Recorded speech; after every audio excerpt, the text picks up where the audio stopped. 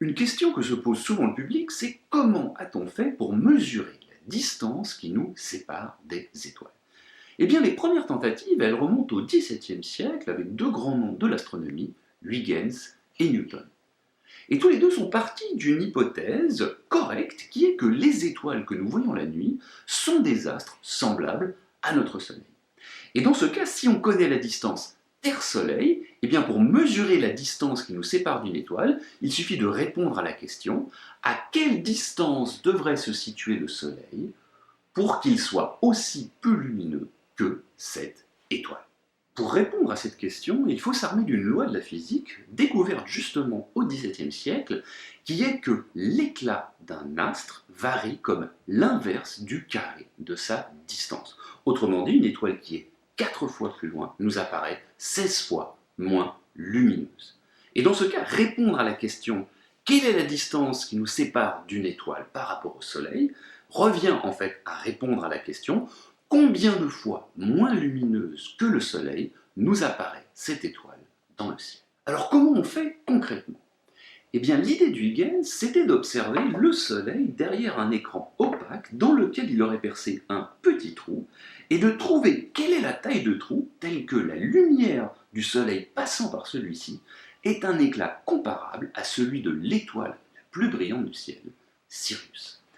Alors le problème, c'est qu'il avait beau faire des trous aussi petits que possible, jamais l'éclat était suffisamment faible. Alors il a fini par y arriver quand même en mettant des filtres derrière le trou et il a réussi à trouver que Sirius était environ 800 millions de fois moins lumineuse que le Soleil et il en a déduit qu'elle était donc située 28 000 fois plus loin de nous que le Soleil.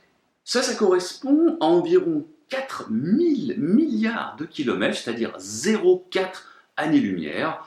Alors c'est un bon facteur 20 en dessous de la valeur réelle, mais c'est quand même pas mal, surtout que nous savons quelque chose que Huygens ne savait pas, c'est que Sirius est une étoile intrinsèquement plus brillante que notre Soleil.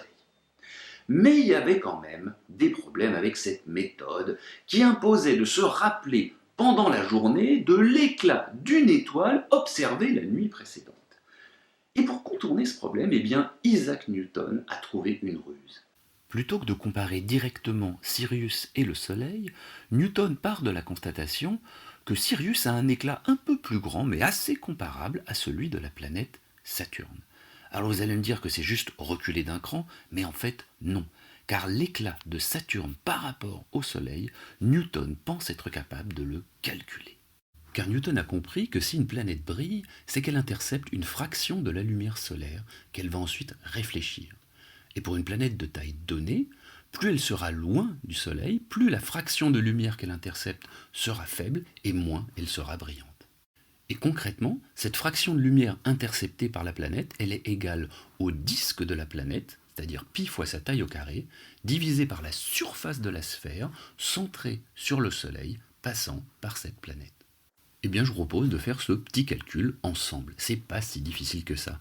Alors on part de deux choses que Newton connaissait, le rayon de Saturne, à peu près 60 000 km, et sa distance au Soleil, 1,5 milliard de kilomètres. Ensuite on calcule la surface du disque de Saturne, pi r2, qu'on va diviser par la surface de la sphère centrée sur le Soleil, passant par Saturne, 4pi d au carré.